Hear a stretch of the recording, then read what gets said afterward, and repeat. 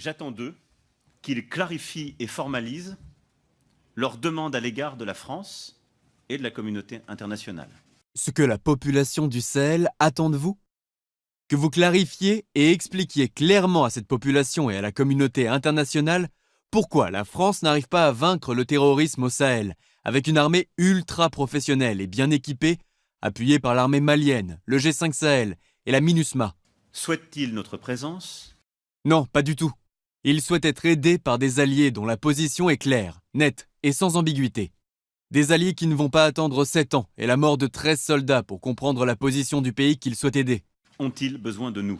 Oui, bien sûr. Ce n'est même pas une question à poser, car c'est évident. Quand la France était sous l'occupation de 40 à 44, elle a recruté de force les Africains pour sa libération.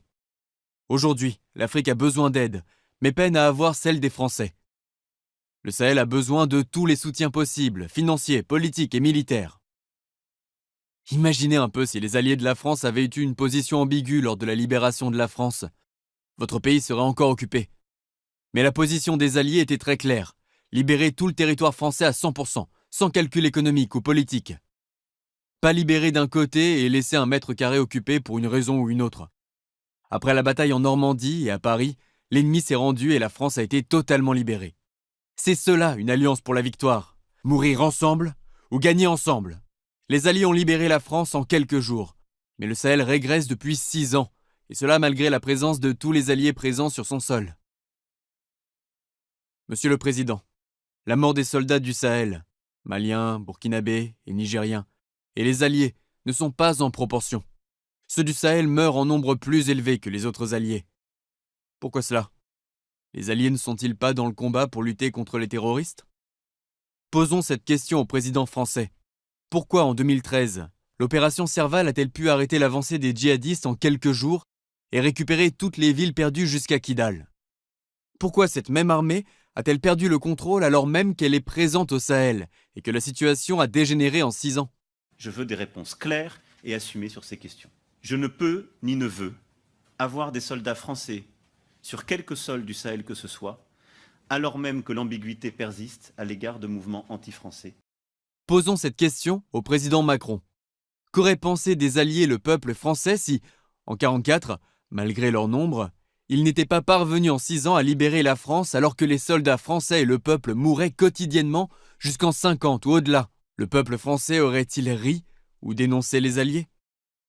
Une réponse à cette question mettrait fin à la question de l'ambiguïté qui persiste de la part des mouvements anti-français. Posons cette dernière question au président Macron. Pourquoi pensez-vous que la crise du Sahel s'aggrave? La France a plus d'intelligence et de moyens à sa disposition pour voir et conseiller que les pays du Sahel. Si un pays doit en aider un autre pour sa libération, ça doit être la France, car elle a été occupée pendant des années. Je souhaite que nous puissions organiser une présence internationale plus forte et structurer au Sahel une nouvelle coalition autour de nous, en lien avec nos partenaires européens. Le Sahel vous remercie infiniment pour cela. Le Sahel a clairement besoin de soutien et de renfort comme ça a été le cas en Irak avec la formation des 200 000 soldats et policiers avec l'appui aérien des forces spéciales américaines et canadiennes.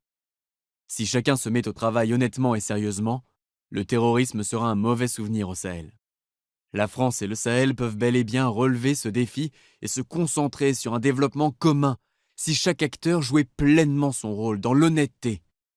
Le peuple français et celui du Sahel ont des liens historiques, culturels et linguistiques. Les intérêts sont mutuels et le problème de l'un est celui de l'autre.